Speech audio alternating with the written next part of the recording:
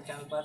मेरा नाम है नौशाद खान और मैं सिखाऊंगा आपको फ्रैक्शन के सवाल, फ्रैक्शन यानी भिन्न। जैसे कि आपको मैं पिछली वीडियो में दिखा चुका हूँ और बताया मैंने कि अब मैं फ्रैक्शन के सवाल सिखाऊंगा। तो HCF LCM इसके लिए आपका कंप्लीट होना चाहिए, और भाग अगर से आपका कंप्लीट नहीं है तो आप अपनी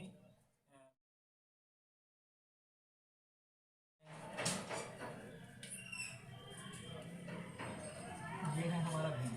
तो देखिए भिन्न जो है भिन्न के सवाल क्या होते हैं, भिन्न के सवाल ये होते हैं, ये हमारी स्टार्टिंग कहाँ से होती है। चलो हम इसके बेसिक की तरफ चलते हैं। चलो बेसिक की तरफ।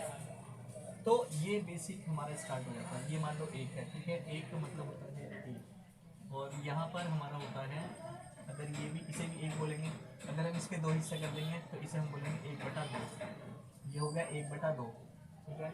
तो इसकी अगर हम ऐसे बोलेंगे, अगर हम इसे ऐसे बोलेंगे कि इसके 3 हिस्से कर दो, अगर हम इसके 3 हिस्से कर देंगे तो इसे हम बोलेंगे 1/3, ठीक है। और इंग्लिश में बोलेंगे इसे 1/2, और हर एक हिस्से को 1/3 बोलेंगे। हर एक हिस्से को 1/3 बोलेंगे, ठीक है। सेकंड है 1/2, यानी हिंदी में 1/2। अगर मान लीजिए हमारे पास में एक गोला है, यानी एक रोटी या एक पिज़्ज़ा है, उसके हमें 4 हिस्से करने हैं। तो 4 हिस्से करने के लिए हमें क्या करना पड़ेगा, उसे हमें 4 विभाजित भागों में बांटना पड़ेगा, और उस हिस्से को हम देंगे 1/4, यानी 1/4। हर एक हिस्से को 1/4 का नाम देंगे, ठीक है। तो बोल देते हैं, फ्रैक्शन में बोल देते हैं, भिन्न भी इसी को ही बोलते हैं। और जब हम कोई हमारे पास कोई ऐसी संख्या लिखी हुई है, मान लीजिए ये लिखा हुआ है हमारे पास 2/4, तो 2/4 इसका मतलब भी आधा हो गया।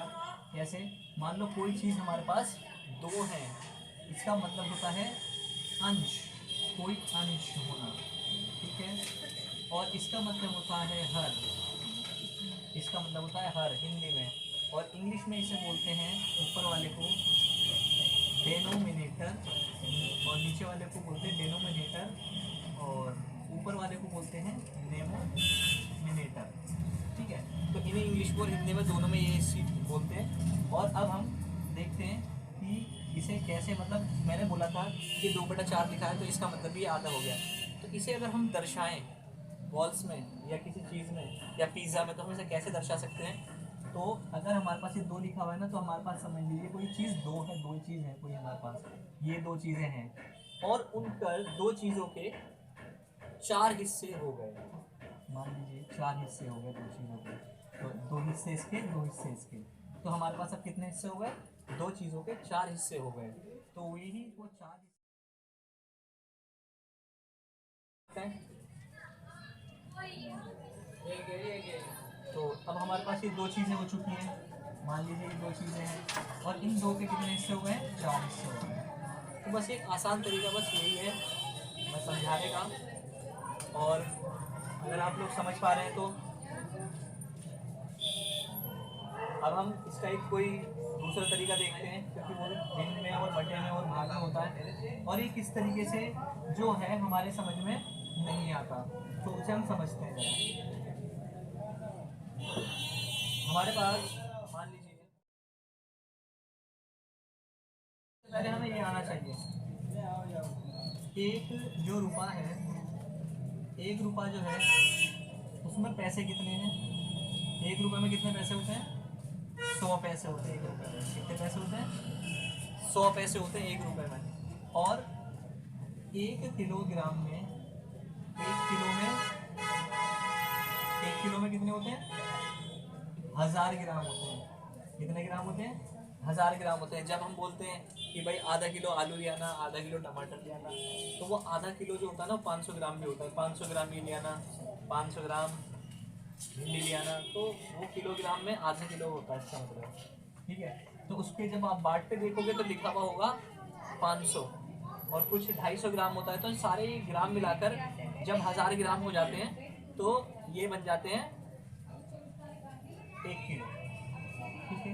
अब मीटर पे आते हैं, मीटर, 1 किलोमीटर, 1 किलो मीटर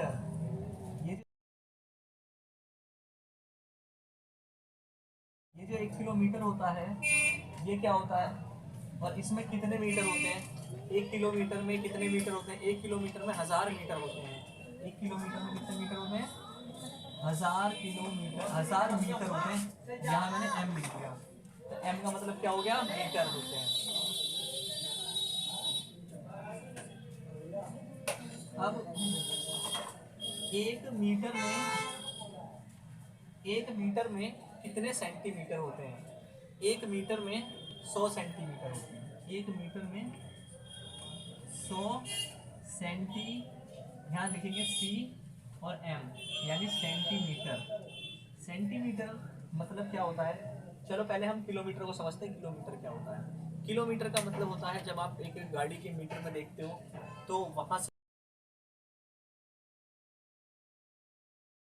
से भी वो किलोमीटर से पता लगाया जा सकता है। जैसे मीटर में गोले में देखोगे आपको km लिखा हुआ दिखाई देखो km जो होता है वो किलोमीटर होता है, ठीक है। और उसमें फिर पर सेकंड वगैरह दिखाई देता है, तो सेकंड का भी हिसाब बताएंगे। पहले आप इसे अच्छे से समझ लो। जो किलोमीटर होता है वो काफी लंबा गैप होता है 1 किलोमीटर का,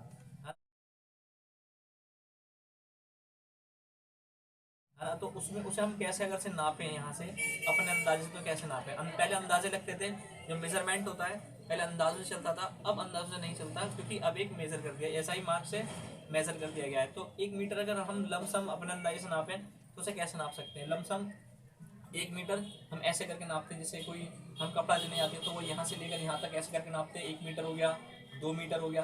तो इसी तरीके से अगर आपको ये पता लगाना है कि 1 किलोमीटर कहाँ पड़ेगा, तो आप कोई चीज़ ऐसे 1 मीटर की लेकर, है ना, और उसे नापें, और वो नापें कहाँ तक, रोड के पार, यानी 1000 मीटर तक, यानी 1000 बार उसे 1 बाय 1 करके चलते चले जाओ, जब जाकर आपको क्या बैठेगा, 1 किलोमीटर का पता चल जाएगा 1000 बार पे, जहाँ खत्म हो जाएगा।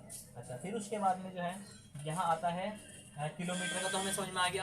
अब ये 1000 जो 1 मीटर में सेंटीमीटर का क्या हिसाब होता है। अब ये जो मैंने एक जो मीटर बताया ना, ये मीटर लिखा हुआ है, यहाँ से यहाँ तक जो 1 मीटर बताया, ये यहाँ से यहाँ तक कि 1 मीटर में 100 सेंटीमीटर होते हैं। कभी आप इंची टेप उठा के देखना, रेड कलर में डॉट बने होंगे, थोड़े से इतने इतने गैप पे होते हैं, ठीक है, तो वो 100 बने हुए होते हैं। तो इसी तरीके से जब वो 100 पूरे हो जाते हैं तो 1 मीटर पूरा हो जाता है, ठीक है। अगर इंचेस में लगाओ तो 39, अगर इंचेस में लगाओ तो 39.5 इंची, यानी 39 इंची 3 सूत तकरीबन कुछ बैठता है 1 मीटर का। मगर यहाँ पर बात हो रही है हमारे मीटर में, तो लमसम हमारे जो हमारे समझ में आया। तो अब आगे बढ़ते हैं। अगर आपको ये समझ में आ गया, क्योंकि ये हमारा जब मैं आगे सिखाऊंगा तो ये फ्रैक्शन बटे में सब चीज़ में हिस्से में आएगा। अच्छा, टाइम का देख लेते हैं। टाइम का क्या होता है, टाइम जो है, अगर मान लो 1 आवर यानी 1 घंटा, 1 घंटे में कितने मिनट होते हैं, 1 घंटे में कितने मिनट होते हैं, 60 मिनट होते हैं 1 घंटे में। कितने मिनट होते हैं, 60 मिनट, ठीक है। अच्छा, 60 मिनट, मान लो 60 मिनट होते हैं 1 घंटे में, तो 1 मिनट में, 1 मिनट में कितने सेकंड होते हैं, कितने सेकंड होते हैं, सेकंड होते हैं। तो सेकंड भाई हमें पता है 60 सेकंड होते हैं, ठीक है।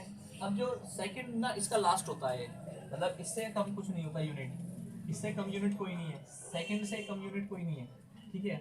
और घंटा जो है, जब ये आपको टाइम अगर देखना नहीं आता तो मैं इसके ऊपर एक अलग से वीडियो बनाऊंगा। जिन्हें टाइम देखना नहीं आता उन्हें टाइम देखना बहुत अच्छे से आ जाएगा। इसे मिनट को देख लो आप पहले, ठीक है। और जो दिन होता है वो पूरा दिन 24 घंटे का होता है, ठीक है। और जो डे बाई डे जैसे जाते हैं तो वो फिर हफ्ते में बदल जाते हैं, यानी वीक में बदल जाते हैं, फिर वीक जाते हैं तो वो बदल जाते हैं हमारे महीने में, और महीना बदलता है साल के अंदर, ठीक है। अलग अलग ऋतु आती हैं, मौसम बदलते हैं। बरसात, हमारे 3-4 मौसम होते हैं, गर्मी, सर्दी, बारिश, बरसात। तो अब ये चीज़ हमारे समझ में आ गई शायद। फिर उसके बाद आगे चलते हैं इसी को लेकर, हो गया मीटर का, हो गया, और लीटर का समझाना था। लीटर, लीटर देखिए, जैसे किलोग्राम का हिसाब है ऐसे ही लीटर का हिसाब है। तो लीटर जो होता है, लीटर जो होता है वो क्या होता है, 1 लीटर में 500 मिलीलीटर होते हैं, 500 मिलीलीटर होते हैं, मिलीलीटर।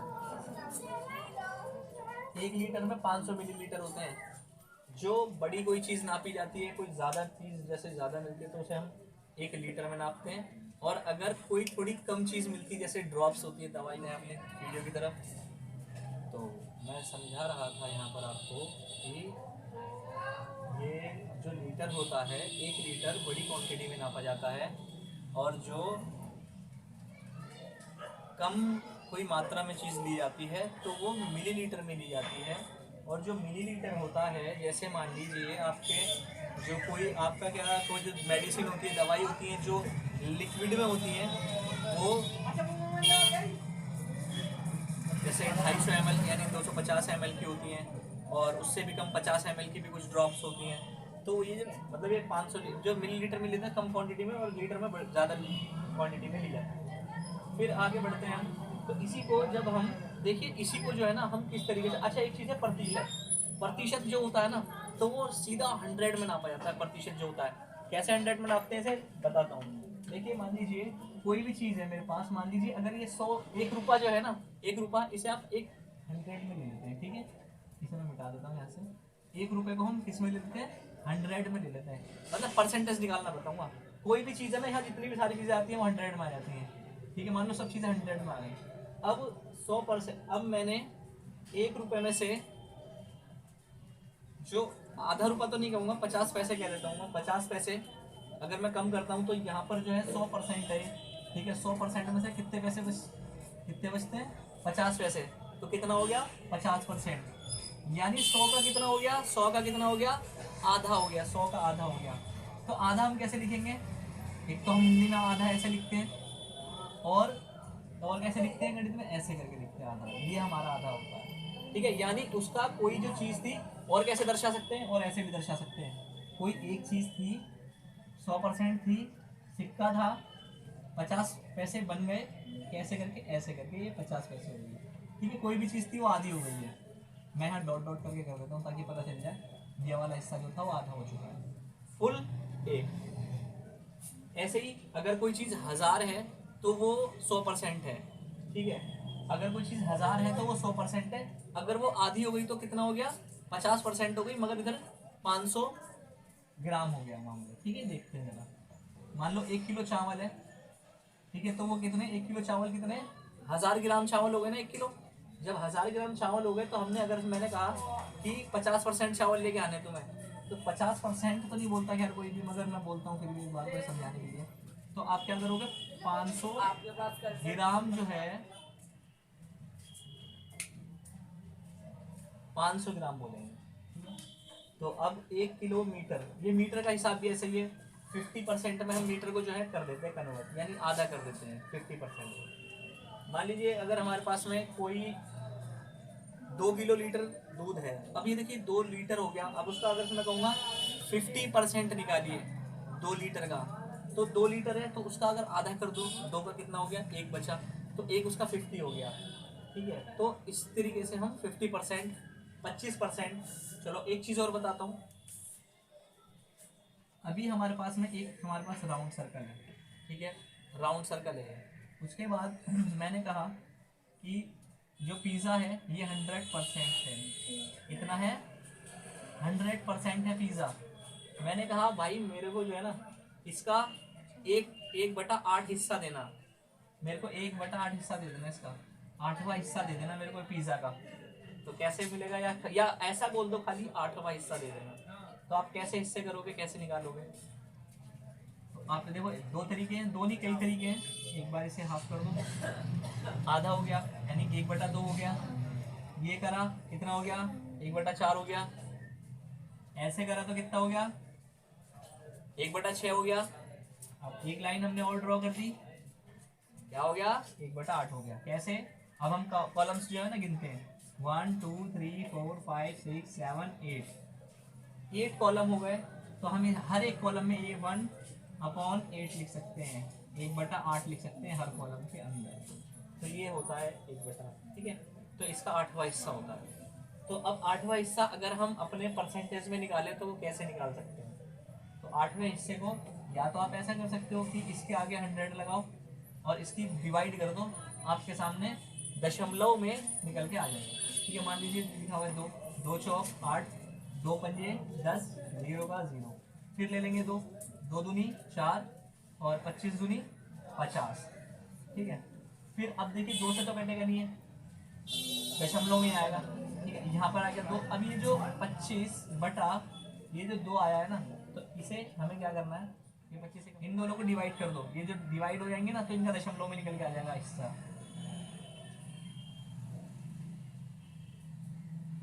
2 एकम 2, 2 दूनी 4, 2 के 6, 2 एकम 2, अट्ठम 5, 2 दूनी 4,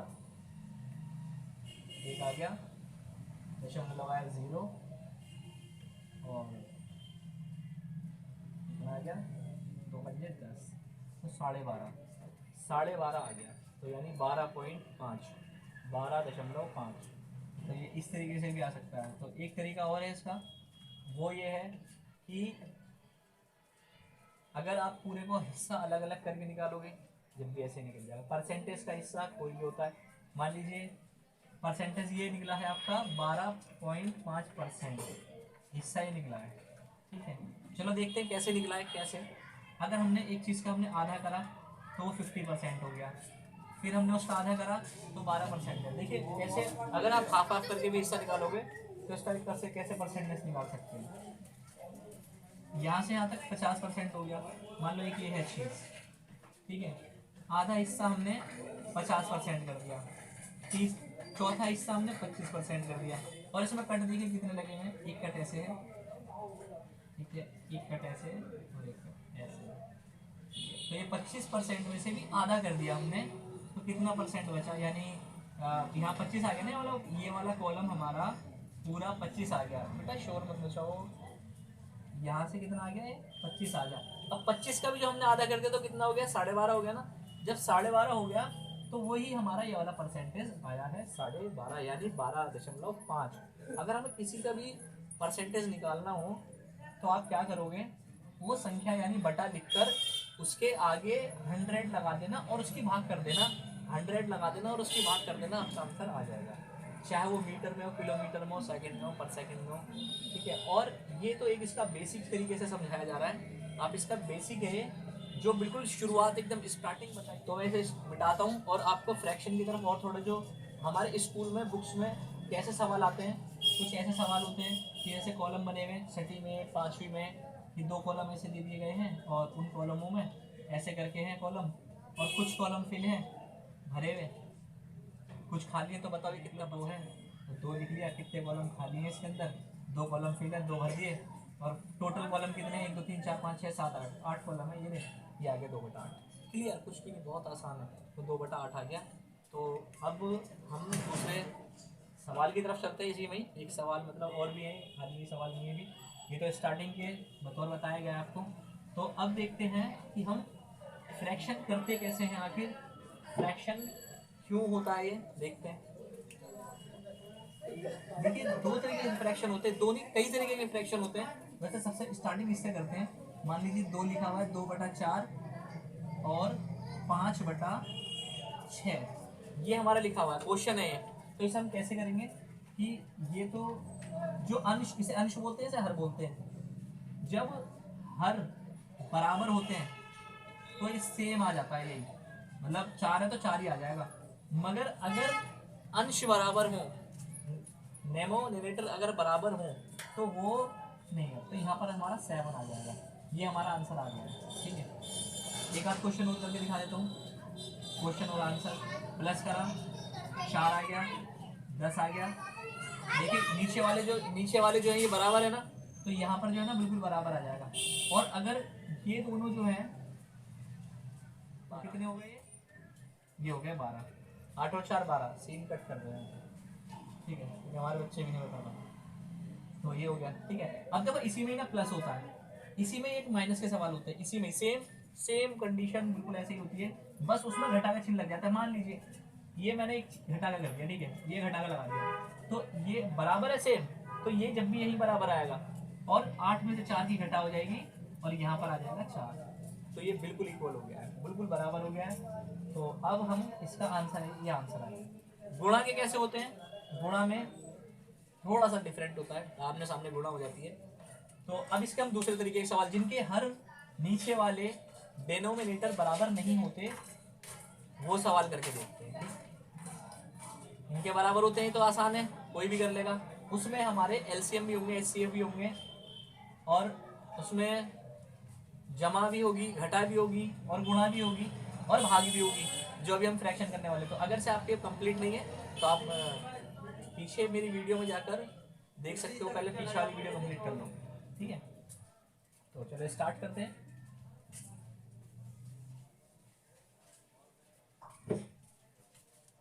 तो स्टार्ट करते हैं हमारे फ्रैक्शन के सवाल दूसरे तरीके से। ये वाले जिनके जो हर हैं वो बराबर नहीं होते, जिनके हर बराबर नहीं होते, ये हमारे पास सवाल है। ये क्वेश्चन इजी है, बस अगर से आप इसे जैसे मैं कर रहा हूँ आप इसे एकदम सेम ऐसे ही करके देखो तो बिल्कुल आप अच्छे तरीके से कर सकते हो। सबसे पहले आप एलसीएम निकाल के देखो, इनका और इनका एलसीएम निकाल लो। एलसीएम निकालना बहुत ईजी है। यहाँ एक लाइन खींचेंगे, ऐसे करके ड्रॉ करो, और इन दोनों को रखो अंदर, 2 को रखा और 4 को अंदर रखा, इसे बोलते हैं एलसीएम करना। इन दोनों का एलसीएम करा, 2 एकम 2 और 2 दूनी 4, 2 एकम 2 डैश का डैश खत्म। ये वाला सवाल लिख गया, ठीक है। 2 दूनी 4, ये आ गया इसका एलसीएम। एक लाइन ड्रॉ करो नीचे और इन दोनों का एलसीएम यहाँ लिखो, जो यहाँ हमने निकाला है। कितना आ गया? 4। यहाँ लिखने के बाद इन दोनों की भाग करो, 2 के पहाड़े में 4 कितनी बार में आता है? 2 दूनी 4, तो हमने यहाँ लिख दिया कितना? 2। 4 के पहाड़े में 4 कितनी बार में आता है? 4 एकम 4, एक बार में नीचे लिख दिया। फिर इसके बाद इन संख्याओं को नीचे उतार दो, ये वाली संख्या नीचे उतार दो, ये वाली संख्या यहाँ उतार दो। बीच में इतना इतना गैप रख रखा है, क्यों? क्योंकि इनमें लगेगा गुणा का चिन्ह, इनकी आपस में हो जाएगी गुणा, इनकी आपस में मल्टीप्लाई हो जाएगी, ये प्लस का चिन्ह बीच में आ जाएगा। जैसा कर रहा हूँ आप इसे एक बार वैसे ही देखते रहो, और अगर समझ में नहीं आए तो पीछे थोड़ा करके देख लो। अगर जब भी समझ में ना आए तो आप कमेंट्स बॉक्स में लिख दीजिए कि हमारे समझ में नहीं आ रहा सर, एक वीडियो आप अच्छे से और बना दीजिए, मैं आपके लिए ज़रूर बनाऊँगा, बिल्कुल। तो अब यहाँ एक लाइन हमने और ड्रॉ कर दी। अब देखिए कितना आसान हो गया ना, इन दोनों की मल्टीप्लाई कर दो, 8 एकम 8, 7 दूनी 14, प्लस का प्लस 4 का 4, ठीक है। अब 14 और 8, 14 और 6 20, 20 और 2 22, तो यानी 14 और इसकी प्लस कर दी, यानी 40 एंड प्लस 8 22/4। देखो ये 4 यहाँ से आ गया उतर के। तो शायद आपका अच्छे से समझ में आ रहा होगा, क्योंकि मैं सिर्फ एक उम्मीद कर सकता हूँ, अच्छे से समझा सकता हूँ। अगर आप नहीं समझ पा रहे हैं तो आप प्लीज़ जो है ना इसे दोबारा देख कर करो। तो चलो स्टार्ट करते हैं। तो ये हमारा आंसर आ गया, ये हमारा आंसर आ गया। अगर इसे आप और आगे बढ़ाना चाहते हो तो आप इसे और आगे कैसे बढ़ा सकते हो? एक पहाड़ा ऐसा ले लो, या तो देखो 4 की और 22 की भाग कर लो यहाँ पर अलग करके, तो आंसर आ जाए। या 2 ले लो अलग से अपने पास से, 2 दूनी 4, 2 एकम 2 और 2 एकम 2, ठीक है। अब 2 की भाग ना तो इससे हो सकती ना ही 2 से हो सकती, क्योंकि अगर 2 से तो हो जाएगी, 11 से नहीं हो पाएगी।